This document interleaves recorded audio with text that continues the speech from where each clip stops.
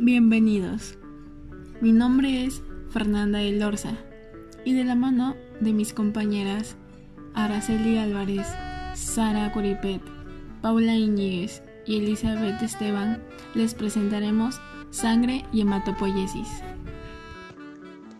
Abordaremos los siguientes subtemas. 1. Generalidades de sangre. 2. Componentes sanguíneos. 3. Coagulación sanguínea. 4. Médula ósea.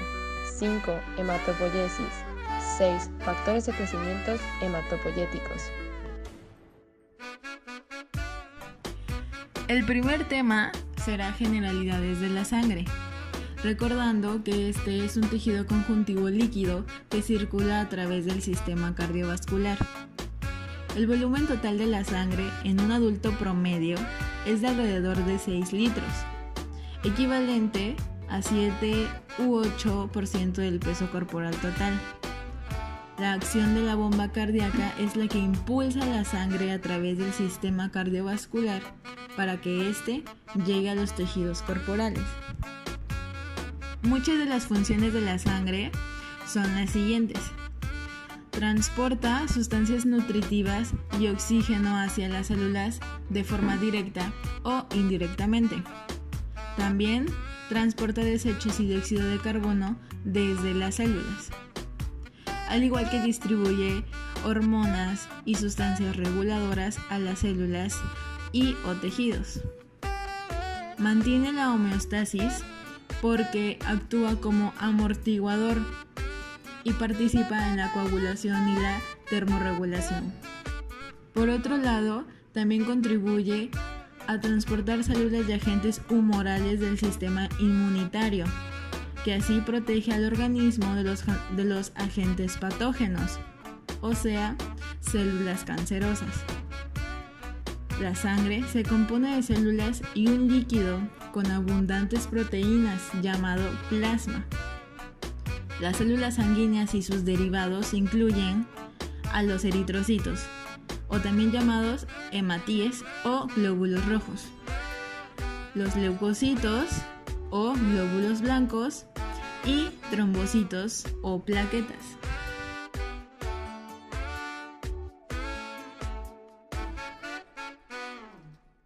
Yo soy su compañera Esteban Fuentes y les voy a explicar los componentes sanguíneos. Como todos sabemos, los componentes sanguíneos tienen una gran importancia ya que estos transportan nutrimentos, proteínas y todo lo que nuestro organismo necesita. Este va de la mano con sistema inmune y sistema linfático.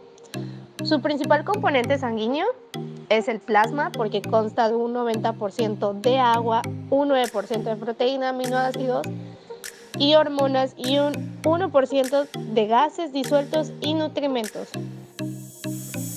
Otros de los componentes sanguíneos de suma importancia son los eritrocitos, los agranulocitos y los granulocitos y las plaquetas.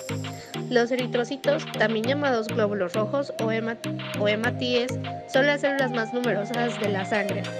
Uno de sus principales componentes es la hemoglobina, ya que este ayuda a transportar la oxigenación hacia los diferentes tejidos del cuerpo.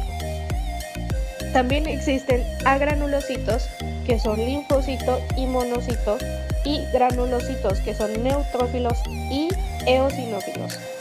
La diferencia que existe entre un agranulocito y un granulocito está en el nombre. A, que significa sin, que carece de gránulos específicos. Son mononucleares y tienen el núcleo más grande que los granulocitos. También denominadas plaquetas o trombocitos, estas plaquetas desempeñan un papel fundamental en la hemostasia y son una fuente natural de factores de crecimiento. Estos circulan en la sangre de todos los mamíferos y son de suma importancia porque inician la formación de coágulos o trombos.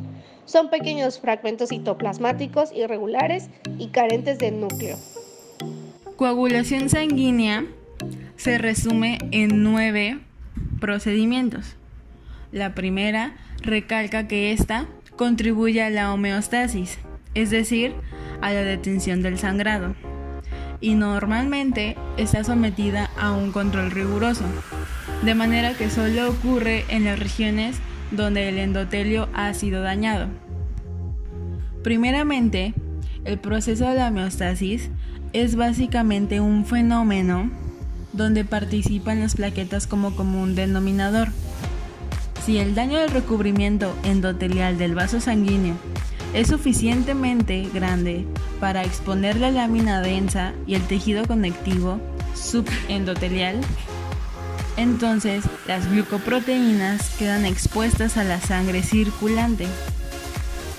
La molécula glucoproteína LB hace contacto con el factor de von Willebrand, que a su vez se adhiere a las moléculas de colágeno del tejido conectivo subendotelial. Es este factor el que está unido tanto a colágeno como a glucoproteínas LB de las plaquetas, lo que opone la máxima resistencia a las fuerzas cortantes del flujo de sangre y permite el anclaje firme de las plaquetas a la zona denudada. El contacto entre esta glucoproteína y el factor inicia la reacción plaquetaria, y entonces las plaquetas que se adhieren al factor von Willebrand están activadas. Estas plaquetas activadas se aplanan para cubrir una mayor área superficial de la región denudada y se desgranulan, liberando ADP y iones de calcio. Mientras tanto, en la membrana plaquetaria la enzima tromboxano A sintasa convierte ácido aracnidónico de membrana para sintetizar tromboxano A2, que es un ávido vasoconstrictor y activador plaquetario. Además, algunas regiones de la membrana plasmática de la plaqueta se modifican para exhibir complejos de fosfolípidos, que estos facilitan el avance de la cascada de la coagulación. Por otro lado, el ADP y el tromboxano A2 atraen más plaquetas al sitio lesionado y hacen que éstas se agreguen entre sí. Las plaquetas se mantienen unidas por la glucoproteína 2B3A, que unido a un fibrinógeno, unen las plaquetas entre sí. Conforme la cantidad de plaquetas que se adhieren, bloquean el sitio lesionado mediante la formación de un tapón hemostático primario. Este tapón no es una barrera muy fuerte y es reforzado por el proceso de contracción plaquetaria, que inicia por el contacto de un fibrinógeno a una proteína presente en la sangre circulante. El tapón se convierte en un tapón hemostático secundario, caracterizado por ser muy denso, estable y firmemente anclado. Dado que este proceso dura entre 15 a 20 minutos, da oportunidad para que la cascada de la coagulación refuerce el coágulo y lo fije en su sitio, impidiendo una mayor pérdida de sangre.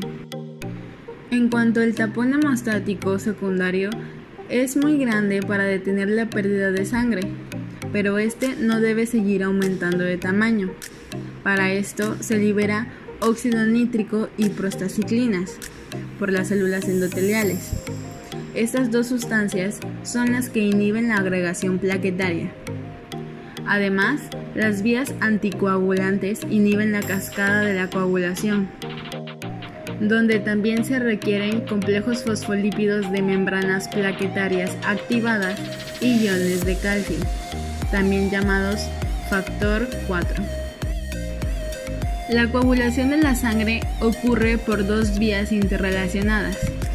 1. La vía extrínseca.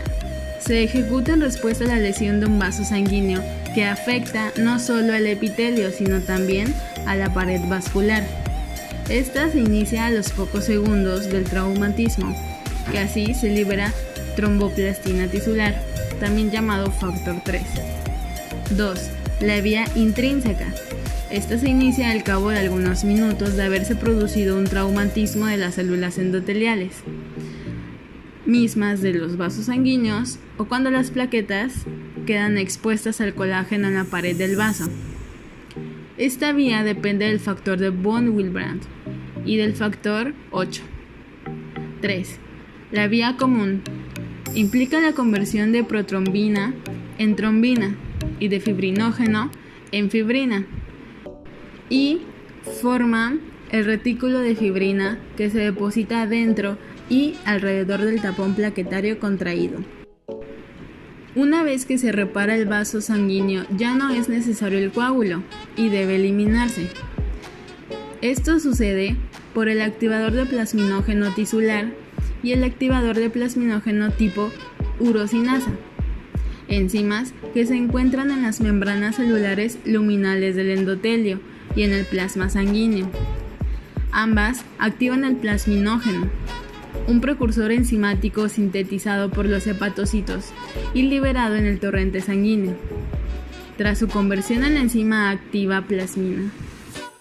Tras su conversión en la enzima, activa plasmina, y es esta la que junto con los macrófagos disuelve el tapón hemostático secundario.